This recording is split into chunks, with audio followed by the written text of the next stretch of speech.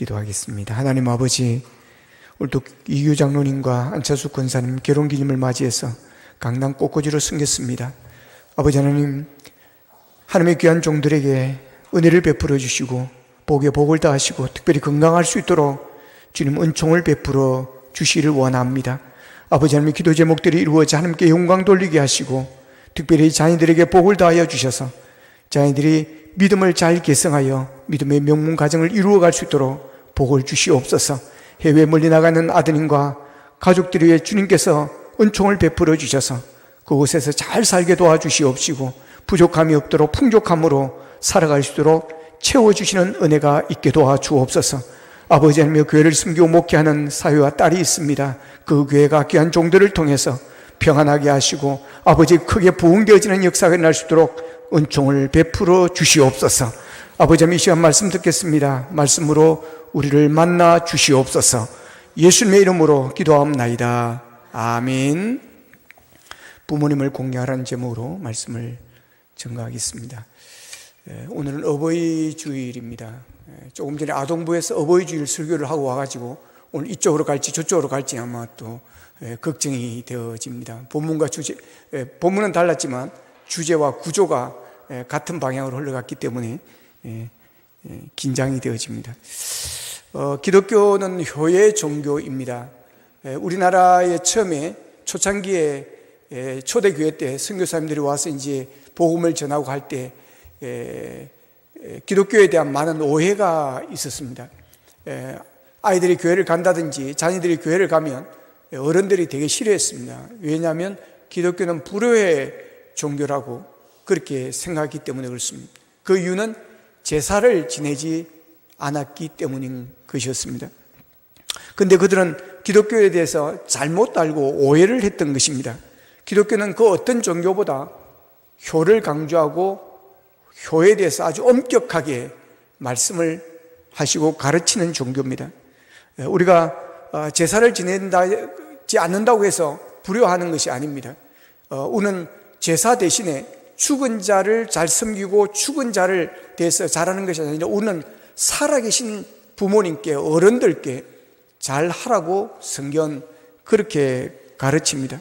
사실을 생각해 보면 여러분, 제사 살아계실 때는 못되게 굴고 불효하고 속썩이고 하다가 돌아가고 나서는 제사가 지내고 되면 가장 좋은 과일들 사가지고 오고 가장 좋은 생선들 골라와가지고 다 얹어놓고 말이에요.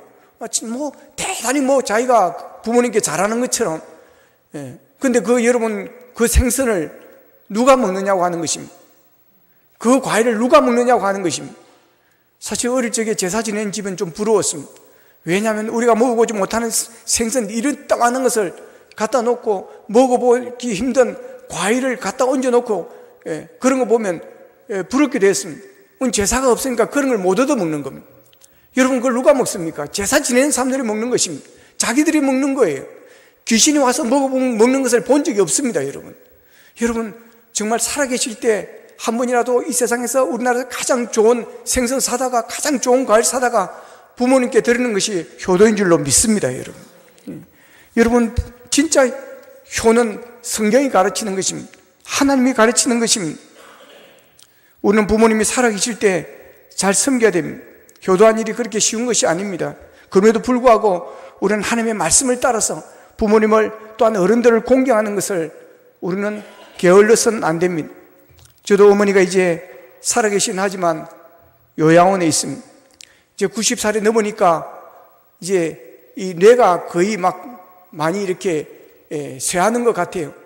그래서 정신이 온전하지 않습니다. 뭐 치매가 걸리고 그러지는 않았습니다. 가서 대화도 하고 같이 찬송도 부르고 하지만 과거에 대한 기억들이 없습니다. 아주 없습니다. 친정이 동네 이름이 뭐냐고 물으면 모르겠다 그러면, 덕을이라는 동네인데 덕을리 엄마 기억 안 나나? 그러면 모르겠다. 시집 21살 때 와가지고 평생을 살았던 그 동네 엄마 아나? 이러면 우영 알겠나? 이러면 모르겠다. 이제는 뭐 한 해 한 해 다름, 작년하고 재작년 다르고 올해 다르고 되게 다름. 이제 요양원에 그렇게 계시니까 뭘 제가 해드릴 수가 없습니다. 예, 맛있는 것을 뭐 대접해 드릴 수도 없고, 제가 사가도 뭐 대도 안 하는 곳이고, 예, 좋은데 데리고 가려고 해도 이제 갈 수가 없습니다. 그러나 살아 계시다는 것이 그냥 위로가 될 뿐입니다.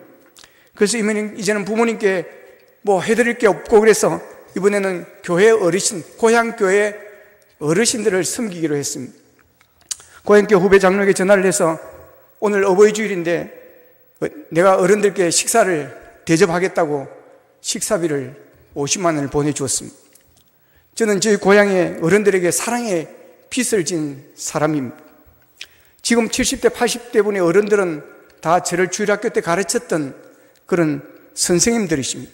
저는 그분들의 과분한 사랑을 받으면서 어린 시절 교회를 다녔습니다. 그러면서 교회를 통해서 저는 많은 것을 배웠고 많이 성숙해졌습니다. 예, 그분들의 사랑을 받으면서 이 세상에 아무 소망도 없고 희망도 없던 그 빈농의 아들, 그런 데서 그 말씀을 통해서 분만공부 선생 교재를 통해서 가르쳐주는 말씀, 그리고 교회에서 성탄절이나 이런 거 발표회를 통해서 앞에 서서 이야기하고 앞에 서서 발표할 수 있는 이런 담력을 키웠습니다. 그래서 초등학교 5학년 때 웅변대회도 나가고 그랬습니다. 그것이 다 교회에서 이렇게 훈련받으면서 자랐던 그 모든 것들이 힘이 되어졌던 것입니다. 그래서 이제는 부모님께 해드릴 수가 없어서 저희 교회 어른들을 섬기고 싶었습니다. 그래서 후배 장로에게 내 대신에 인사를 좀 하라 그랬습니다. 내가 직접 찾아가서 내가 섬기고 인사를 해야 되지만 내가 주일날 교회를 비울 수가 없기에 내가 그냥 식사 대접만 보낸다고, 미안하다고 대신에 인사를 좀 해주라고 부탁을 했습니다. 그러고 나니까 제 마음이 조금은 위로가 되어집니다. 효도도 때가 있습니다. 정철의 어버이 살해신제라는 시가 있습니다. 어버이 살아계실 때 섬길 일 다하여라. 지나간 후에 애답다 한들 어찌하리요. 평생에 다시 못할 일이 이것뿐인가 하노라. 풍수지탄이라는 시도 있습니다. 수욕 정이 풍부지 자욕 양이 진부되. 나무가 고요하려 하나 바람이 그치지 아니하고 자식이 호도하려 하나 부모는 기다려주지 않는다. 그리고 박인호 시에 반중조호감이라는 게 있습니다. 반중조호감이 고하도 보이나다. 유자 아니라도 품음직하다마는 품어갈 방길이 없을세 그를 서러워하나이다. 쟁반에 놓여진 홍시가 곱게 보이지만 유자가 아니라 해도 품고 갈 수 있지만 품어간다 해도 반가하실 어머니가 아니 계시니 그것을 서러워한다는 것입니다. 이런 시들이 무엇을 말합니까? 효도도 부모님을 섬기는 것도 다 때가 있다는 것입니다. 그 때는 살아 계실 때입니다. 다음에 해야지 하다가는 부모님이 기다려주지 않는다라고 하는 것입니다. 그래서 부모님이 살아 계실 때 잘 섬기고 공경을 하라는 것입니다. 부모님을 공경하는 것은 인간의 가장 기본 도리입니다. 그래서 오늘 본문 2절에 보면 약속 있는 첫 계명이라고 이렇게 말씀을 하십니다. 10계명에는 10가지 계명이 있습니다. 그 중에 반은 위로 바라보는 것이고 하나님에 가는 것이고, 그리고 반은 후반부는 땅의 것입니다. 항상 성경은 십자가입니다. 수직적으로와 하나님과 위로 하늘, 그리고 땅에 사람들, 이 세상의 삶인 것입니다. 우리는 위만 바라보고서는 안 됩니다. 위를 바라보고 은혜를 받고 능력을 받고 깨닫고 우리가 거듭나고 새로워져서 이 땅에서 우리가 주님의 말씀대로 살아가는 것입니다. 이웃을 사랑하며 살아가는 것입니다. 그래서 1번에서 4계명은 하나님에 구하는 것이고 5계명부터 10계명까지는 땅의 사람들과의 관계의 것입니다. 그 사람의 관계, 땅의 그 첫 번째가 바로 부모를 공경하라는 것입니다. 그만큼 부모 공경을 하나님은 귀하게 보는 것입니다. 우리가 옷을 입을 때 첫 단추를 잘 끼워야 됩니다. 첫 단추가 잘못 끼워지면 밑에는 자동적으로 다 어긋나게 끼워지는 것입니다. 그런 것처럼 뭐든지 첫째가 중요하고 처음이 중요한 것입니다. 그래서 오늘 시작이 반이다라는 말을 쓰기도 하는 것입니다. 그런데 약속에 있는 첫 계명이 바로 부모 공경이라는 것은 이 세상에 살아가면서 부모 공경이 우선이라고 하는 것입니다. 이 첫 번째가 잘못되어지면 모든 게 다 잘못되어진다고 하는 것입니다. 나를 낳아 길러주신 부모님을 공경하지 않는 사람이 나와 피가 섞이지 않은 이웃을 사랑하고 우리 이웃의 어른들을 공경한다는 것은 어불성설이라고 하는 것입니다. 우리가 신앙인으로서 이웃을 사랑하고 산다면, 사랑하려고 우리가 한다고 한다면 가장 먼저 날 낳으시고 기르신 부모님을 공경해야 됩니다. 그 부모님의 은혜를 잊어서는 안 된다는 것입니다. 그래서 디모데전서 5장 8절에 보면 사도 바울은 우리에게 이렇게 권면해 줍니다. 누구든지 자기 친족, 특히 자기 가족을 돌보지 아니하면 믿음을 배반한 자요 불신자보다 더 악한 자니라 그랬습니다. 부모님을 공경하는 것이 첫 번째 약속 있는 계명인데 그것을 지키지 못하면 뭘 할 수 있겠느냐고 하는 것입니다. 그래서 본문 2절 3절에서는 이렇게 말합니다. 내 아버지와 어머니를 공경하라. 이것이 약속 있는 첫 계명이니 이로써 네가 잘되고 땅에서 장수하리라. 우리는 하나님의 말씀을 따라서 부모님에게 우리는 부모님을 공경해야 됩니다. 세상에는 다양한 향기가 있습니다. 꽃에는 독특한 꽃의 향기가 있습니다. 과일에는 과일마다 다 향기가 있습니다. 동남아에 가면 과일의 여왕이는 과일의 왕이라고도 부르는 두리안이라는 과일이 있습니다. 이 냄새는 되게 독합니다. 냄새가 얼마나 강한지 아파트 안에서 두리안을 먹으면 아파트 전체의 냄새가 진동을 한다고 합니다. 그것을 먹지 못하는 사람들은 역겨운 냄새지만 그것을 좋아하는 사람들은 그 냄새가 그렇게 좋을 수가 없다는 것입니다. 한번 두리안의 맛을 보면 집을 팔아서도 사 먹는다는 그런 이야기가 있을 정도인 것입니다. 그런데 그 두리안의 냄새는 엄청 강합니다. 꽃도 그렇고 과일도 그렇고 모든 것이 다 향이 있습니다. 사람에게도 독특한 죄치가 있습니다. 우리가 서양 사람들을 만나보면 그래서 노린내가 난다 그럽니다. 근데 서양 사람들이 또 우리나라 사람들에게 오면 냄새가 난다 그럽니다. 그래서 미국에 유학 갔던 교수님이 그랬습니다. 막 그 교수가 짜증을 내더라는 것입니다. 냄새 난다고. 동양 사람 냄새 난다고. 마늘 냄새 난다고. 김치 냄새 난다고. 된장 냄새 난다고. 그렇게 싫어하더라는 것입니다. 못된 놈들. 집어도 냄새 나면서. 여러분, 이 세상의 모든 것은 냄새가 있습니다. 향그럽든 그렇지 않든 다 냄새가 있는 것입니다. 그러나 그런 향기들 중에 가장 멀리 가는 향기는 바로 사랑의 향기입니다. 하늘에서 하나님께서 우리에게 베푸신 사랑의 향기가 있습니다. 그것은 십자가를 통한 아낌없이 주는 아가페 사랑입니다. 이 땅에서 부모님이 우리를 위해서 베푸시는 향기가 있습니다. 바로 아버지와 어머니의 가슴 찡한 사랑의 향기인 것입니다. 이 세상에 부모 없이 태어난 사람은 아무도 없습니다. 유복자라 하더라도 부모님이 계셨기에 태어난 것입니다. 부모님 없이 태어난 사람이 없다는 말은 자녀가 아닌 사람은 없다는 것입니다. 비록 지금 연세가 많아서 나를 낳아준 부모님은 세상을 떠났다 하더라도 또 자녀를 두고 손주를 둔 노년기를 살아가는 분들을 하더라도 부모님에게 우리는 영원한 자녀일 뿐입니다. 그래서 80 먹은 할머니가 60이 먹은 아들이 밖에 나가는 모습을 보면서 걱정스러워서 얘야 길 조심해라 차 조심해라 하고 그렇게 한다는 것입니다. 5살 먹었던 20살을 먹었던 아니 50, 60이 되었던 상관없이 자식은 영원히 자식일 뿐인 것입니다.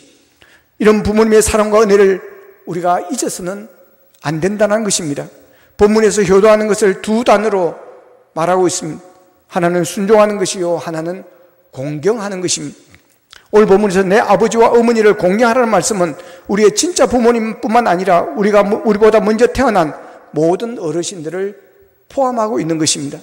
부모님이 살아계시는 분들은 부모님이 이미 세상을 떠나신 분들은 나보다 연세가 많아 부모님과 같은 분들에게 순종하고 공경할 줄 알아야 한다는 것입니다. 하나님께서 모든 사람에게 부모님을 공경하라고 말씀을 하십니다. 오늘 본문에서 자녀들아 너희 부모를 주 안에서 순종하사 이걸 하라 이것이 옳으니라 그럽니다. 이것이 옳으니라는 말씀은 마땅히 해야 될 일이라고 하는 것입니다. 그러니 부모를 공경하는 것은 선택사항이 아니라고 하는 것입니다. 해도 되고 안 해도 되는 것이 아니라는 것입니다. 반드시 해야 되는 인간의 도리라고 하는 것입니다. 인간으로 태어났으면 반드시 해야 할 도리라는 것입니다. 하나님을 믿는 하나님의 백성이라면 여호와를 막론하고 부모님을 공경해야 됩니다. 세상 사람들이 부모님께 효도하고 순종하고 공경하는 것보다 우리 신앙인들은 더 잘하고 더 모범이 되어야 되는 것입니다. 부모님을 공경하는 것은 하나님의 명령입니다. 명령이란 순종만 있을 뿐이지 우리가 선택할 수 있는 것이 아닌 것입니다. 성경에는 이 명령을 순종치 않은 자들을 가증하다고 그럽니다. 부모님은 가정에서 하나님의 대리자이기 때문에 눈에 보이는 부모님을 공경하지 못하면 눈에 보이지 않는 하나님을 섬긴다는 것은 위선이라고 하는 것입니다. 출애굽기 21장 15절에서는 자기 아버지나 어머니를 치는 자는 반드시 죽일지니라 그랬고, 잠언 30장 17절에서는 아비를 조롱하며 어미 순종하기를 싫어하는 자의 눈은 골짜기에 까마귀에게 쪼이고 독수리 새끼에게 먹히리라 그랬습니다. 무시무시한 말입니다.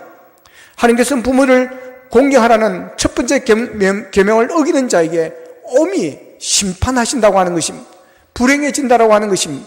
그래서 하나님께서는 부모 공경을 약속 있는 첫 계명이라고 말씀을 하셨습니다. 이것은 하나님의 명령인 것입니다. 노사인이 부른 바람이라는 노래가 있습니다. 내 손에 잡은 것이 내 손에 잡은 것이 많아서 손이 아픕니다. 이렇게 시작된 노래입니다. 뒤에 가보면 이런 가사가 있습니다. 우린 늙어가는 것이 아니라 조금씩 익어가는 것입니다. 얼마나 표현을 아름답게 했는지 모르겠습니다. 여러분, 익어간다는 것은 성숙함을 의미하는 것입니다. 노련함을 이야기하는 것입니다. 여러분, 과일은 익어야 맛이 있습니다. 여러분, 음식도 여러분 고구마를 삶아도 익어야 맛이 있습니다. 어중간하게 익으면 고구마 맛 없습니다. 여러분, 푹 익어야 맛이 있습니다. 여러분, 우리 사람도 마찬가지입니다. 여러분, 익은 사람이 여러분 아름다운 사람입니다. 멋이 있는 사람인 것입니다. 늙어가는 것이 아니라 익어간다는 것입니다. 레위기 19장 32절에 보면 너는 샘머리 앞에서 일어서고 노인의 얼굴을 공경하며 내 하나님을 경외하라. 나는 여호와이니라 그랬습니다. 여기서 샘머리는 백발을 의미하는 것입니다. 백발은 인생의 계급장이라고 하는 것입니다. 솔로몬은 잠언서 16장 31절에서 백발은 영광의 면류관이라 그랬습니다. 여러분, 어른들을 무시하면 안 된다고 하는 것입니다. 백발은 인생의 계급장이고 영화의 면류관인 것입니다. 그런데 어른들의 이야기하면 무시하려고 하는 지금 세상이 되었습니다. 좀 가만히 있으라고 그럽니다. 좀 그 하면 좀 노인들은 가만히 있으라 그러고, 했던 이야기 뭐 또 하냐고 그럽니다. 여러분, 했던 이야기라도 또 들어야 됩니다. 여러분, 노인들의 말 한마디가 그 숱한 인생을 살아오면서 겪어왔던 여러분 다 노련함에서 오는 것입니다. 경험에서 오는 것입니다. 그렇기 때문에 어른들의 벽발이 여러분 면류관이라는 사실을 기억하십시오. 가정에서 아기가 태어나서 그 아이가 자라고 세상에서 어엿한 사람으로 성장시키기까지는 부모님의 말할 수 없는 희생과 수고와 사랑이 있었습니다. 그래서 자녀들이 가장 사랑의 빚을 진 분이 있다면 바로 부모님입니다. 그런데 이런 부모님에게 불효하고 악으로 갚았어야 되겠느냐는 것입니다. 그런데 오늘날 부모를 멸시하고 업신여기는 그런 세상이 되어가고 있습니다. 요즘 우리나라의 노인 자살률이 엄청 높습니다. 이전에는 청소년 자살률이 가장 높았는데 지금은 노인 자살률이 가장 높습니다. 이것은 OECD 국가 중에 1위입니다. 이거는 정말 이래서는 안 되는 것입니다. 외롭다는 것입니다. 고독하다는 것입니다. 어느 81세 된 할아버지가 14층 아파트에서 뛰어내려 자살을 했습니다.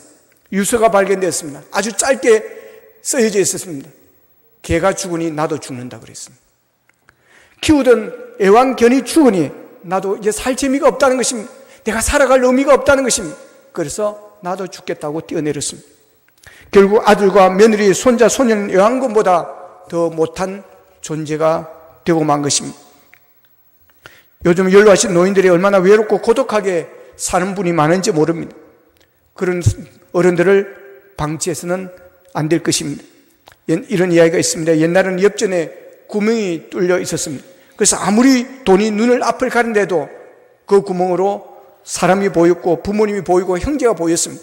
그런데 요즘엔 돈에 구멍이 없어져 가지고 돈으로 눈을 가리면 아무것도 안 보인다는 것입니다. 부모도 안 보이고 형제도 안 보인다는 것입니다. 그래서 돈 때문에 사람 싸우고 부모님과도 갈등이 일어나고, 그래서 자기가 섬기고 싶으면 섬기고 자기 마음에 안 들면 부모를 무시한다는 것입니다. 그러나 우리 신앙인들은 그러면 안 됩니다. 부모님이라는 이유 하나만으로도 우리는 부모를 공경하고 섬겨야 한다는 것이 하나님의 말씀인 줄로 믿으시기를 바랍니다. 잠언 23장 25절에서는 이렇게 말합니다. 한번 같이 읽겠습니다. 시작. 내 부모를 즐겁게 하며 내 낳은 어미를 기쁘게 하라. 아멘. 예, 자녀는 부모를 기쁘게 해드려야 됩니다. 최고의 효도는 뭐니 해도 money입니다, 여러분. 부모님은 물질로 섬겨야 됩니다. 왜냐하면 물질은 삶의 수단이기 때문에 그렇습니다. 우리가 살아가는데 돈 없이 살 수가 없습니다, 여러분. 움직이면 돈입니다. 옷을 갈아입어야 된다, 옷을 바꿔 입어야 된다, 돈입니다, 여러분. 신발이 낡았습니다. 신발을 갈아 신어야 됩니다. 돈입니다, 여러분. 배가 고픕니다. 쌀을 사 먹어야 됩니다. 돈입니다, 여러분. 그렇기 때문에 부모님을 물질로도 섬겨야 하는 것입니다. 그래서 궁색하게 살지 않도록, 초라하게 살지 않도록 자녀가 책임을 져야 됩니다. 그러나 물질보다 더 귀한 것이 있습니다. 마음입니다, 여러분. 부모님의 마음을 기쁘게 해드려야 됩니다. 부모님이 무엇을 기뻐할까, 어떻게 기뻐할까, 이걸 늘 생각하며 살아야 됩니다. 저는 우리 부모님께 물질로 그렇게 넉넉하게 해드리지는 못했습니다. 제 11조를 드리는 수준에서 살았습니다. 다행히 형제들이 여러 명이 되어서 그래도 부모님이 살아가는데 제가 드린 것만 가지고는 그렇게 넉넉하지 못하지만 다른 형제들이 십시일반 그래도 다 도왔기 때문에 살았습니다. 그러나 저는 물질의 무엇보다 저희 어머니께서, 우리 아버지께서 어떻게 하면 기뻐하실까, 어떻게 하면 좋아하실까, 늘 이것을 생각을 했습니다. 그래서 어머니의 마음을 어떻게 하면 기쁘게 해드릴까, 그걸 늘 생각하면서 그 일을 많이 했습니다. 그래서 전화도 자주 드리는 것입니다. 아침에 드리고 저녁에 드리고, 또 한 번씩 이렇게 내려가서 반찬 같은 거, 엄마가 뭘 좋아하는지를 슈퍼에 가서 찾아가지고 엄마가 한 끼 먹을 만큼 싸서 봉다리 싸서 냉동실에 넣을 것 냉동실에 넣고, 냉장고에 넣을 것 냉장고에 넣고 오는 것입니다. 그리고 어머니와 대화를 하는 것입니다. 하룻밤을 자기 오면 들었던 이야기입니다. 다 아는 이야기입니다. 여러분, 제가 몇 년을 살았습니까? 60 반생을 살았습니다, 여러분. 뭘 모르겠습니까? 엄마의 속속들이 다 합니다. 또 우리 엄마는 나를 얼마나 좋아하는지 다른 아들, 딸들이 이야기하지 않는 것 되게 다 합니다. 그럼에도 불구하고 들어줍니다. 그렇지. 맞아. 이게 우리 어머니의 기쁨이 되어지는 것입니다. 그러니까 제가 가면 좋아합니다. 우리 누나들은 했던 얘기만 또 하자고 막 그러네. 그러니까 누나들 싫어합니다. 제가 가면 좋아합니다. 그래서 우리 엄마 하는 이야기가 있습니다. 옆집에, 순이집에 딸이 정자집에 가면 다 딸이 좋다고 이야기하는데 우리 엄마는 나가면 아들 자랑한다는 것입니다. 아들한테는 좋은 게 없다는 것입니다. 여러분, 마음을 기쁘게 해드려야 됩니다. 마음을 기쁘게 해드려야 되는 것입니다. 한 어머니가 세 아들을 훌륭하게 잘 키웠습니다.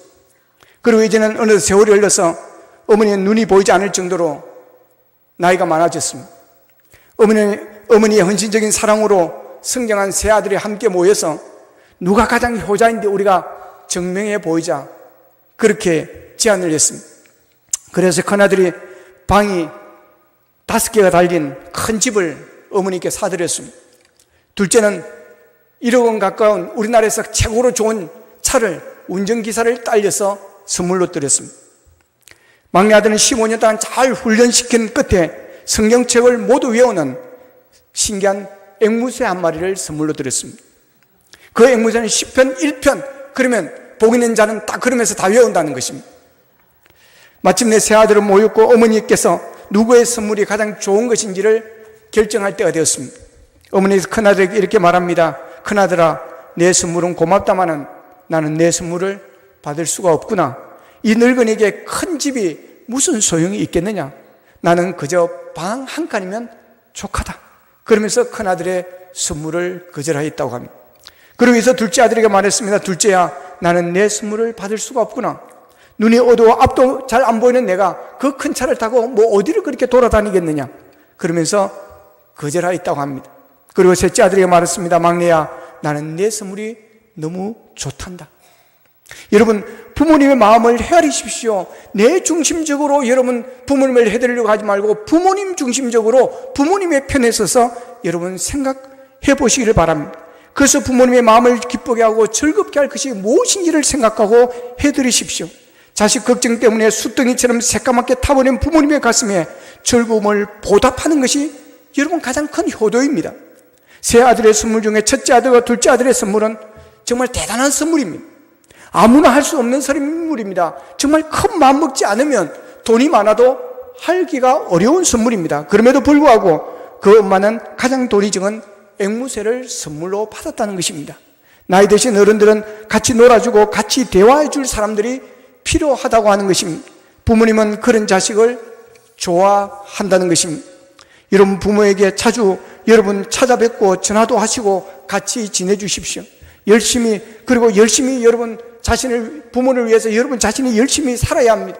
열심히 살아갈 때 부모님의 마음이 기쁜 것입니다. 그리고 착하게 사십시오. 그래서 부모님에게 부끄럽지 않은 그런 자녀가 되어져야 되는 것입니다. 정성스럽게 키워놨더니 불량배가 되고 술주정배가 되고 실업자가 돼서 일도 안 하고 빈둥거리고 여러분 그러면 부모님의 마음이 아픈 것입니다. 자랑스러운 아들이 될 수가 없는 것입니다. 자식뿐만 아니라 자기 자신을 잘 챙겨야 됩니다. 자신의 건강을 스스로 여러분 잘 챙겨야 됩니다. 그래서 여러분이 자식이 몸이 아프고 그러면 부모님의 걱정이 큰 것입니다. 그렇기 때문에 자기의 자신 건강도 잘 챙겨야 그것이 효가 되어야 되는 것입니다. 우리들의 부모를 기쁘게 하는 방법은 수도 없이 많이 있습니다. 내가 그날 할 수 있는 것부터 찾아서 실천을 하십시오. 오늘 성경에 보면 이로써 네가 잘되고 땅에서 장수하리라 그랬습니다. 하나님은 부모에게 잘하는 자들에게 복을 주시고 은혜를 베풀어 주시고 하나님께서 귀하게 여기신다는 것입니다. 상가 승무 노인탄이라는 말이 있습니다. 조선시대 숙종이 평복을 입고 민가를 여행하고 있었습니다. 어느 가난한 집을 지나가는데 울음소리가 들렸습니다. 그래서 들여다봤더니 상복을 입은 사람이 노래를 부르고 승려 같은 여자가 춤을 추고 있고 또한 노인은 탄식하고 있었습니다. 알고 보니까 어머니가 돌아가신 후 아버지의 생신을 맞았던 것입니다. 그런데 생신잔치할 돈이 없어서 며느리가 자신의 머리를 잘라서 팔아가지고 상을 차렸다는 것입니다. 아들은 아버지를 즐겁게 하려고 노래를 부릅니다. 며느리는 머리를 빡빡 깎은 그 머리로 춤을 추고 있었습니다. 이것을 보는 아버지는 마음이 너무 안타까워서 탄식을 하고 있는 것입니다. 숙종은 이 아들을 부릅니다. 불러서 글을 배우느냐 그랬습니다. 그러니 조금 배웠다 그럽니다. 그러니까 숙종이 그럽니다. 그러면 다음에 과거 시험에 네가 지원을 해서 시험을 쳐라. 그래서 이 아들이 시험을 치러 가서 문제를 받았습니다. 답을 썼습니다. 상가, 승무, 노인탄. 그래서 이 아들은 답을 잘 쓰고 과거에 급제를 하게 되어지고 그 후에 아버지를 잘 섬겼다는 그런 이야기입니다. 그렇습니다. 이로써 네가 잘되고 땅에서 장수하리라. 여러분 어른들을 잘 섬기는 것 하나님의 약속의 말씀입니다. 하나님께서 부모님을 기쁘시게 하면 복을 받습니다.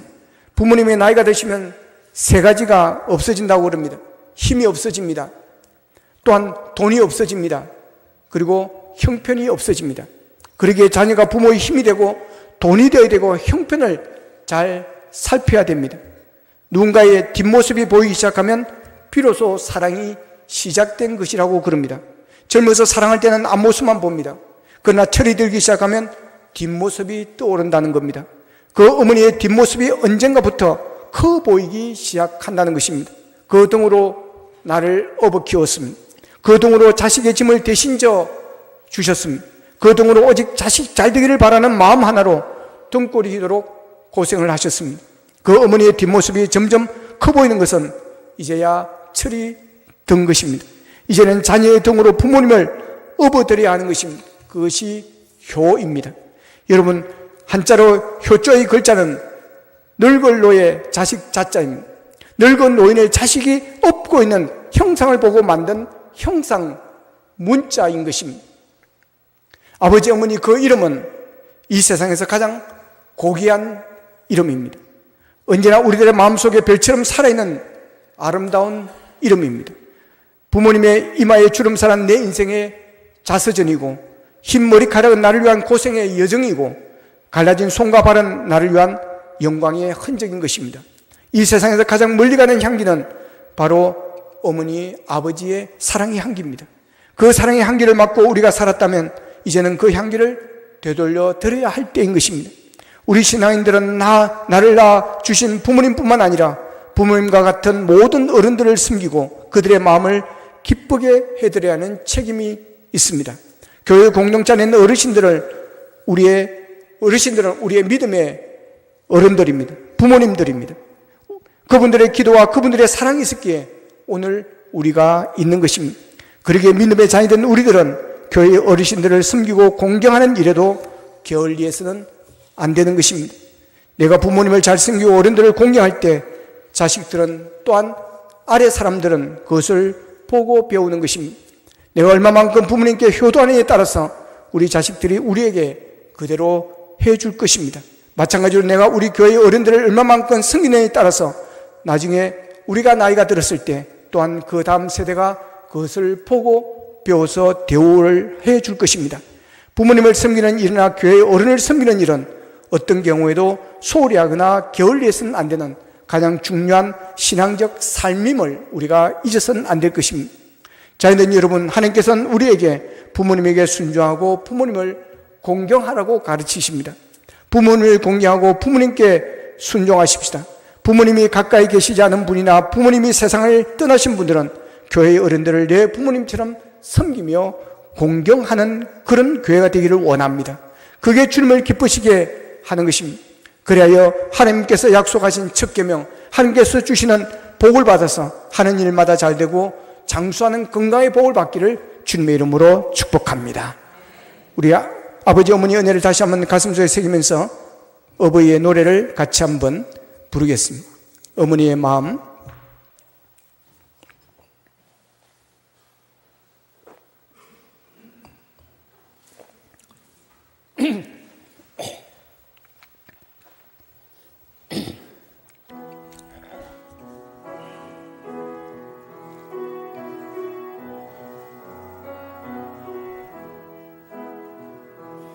나오실 때 괴로움 다 잊으시고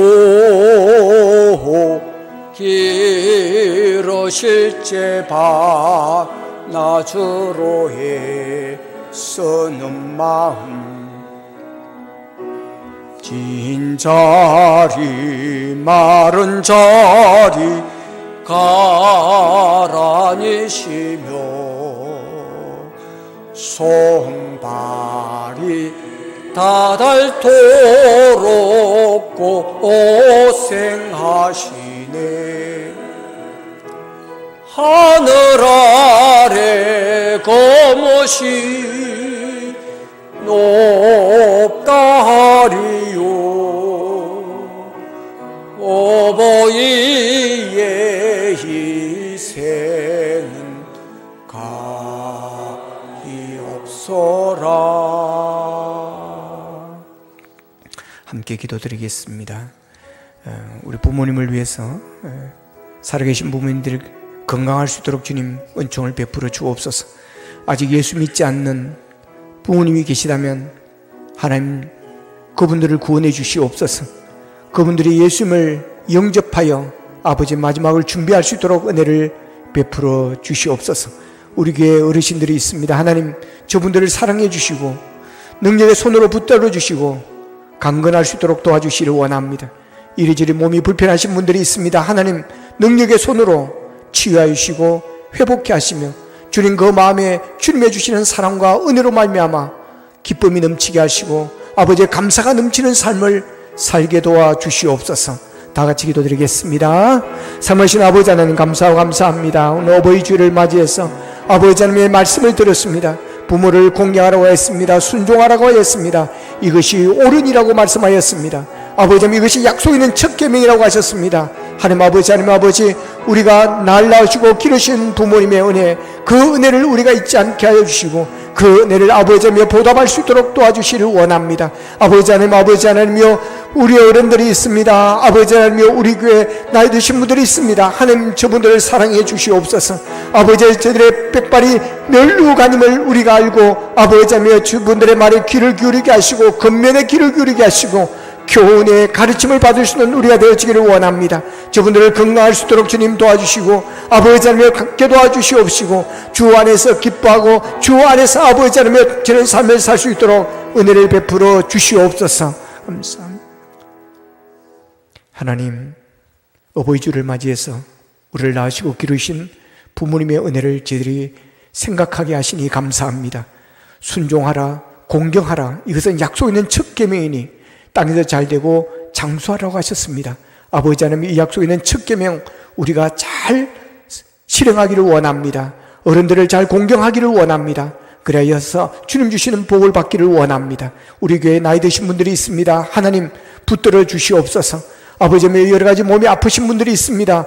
능력의 손으로 만져주시고 치유하여 주시고 그 마음속에 주님 주시는 위로함과 하나님의 말씀으로 오는 은혜가 충만하게 하여 주셔서 범사에 감사하고 항상 기뻐할 수 있는 삶을 살게 도와 주시옵소서. 예수님의 이름으로 기도하옵나이다. 아멘.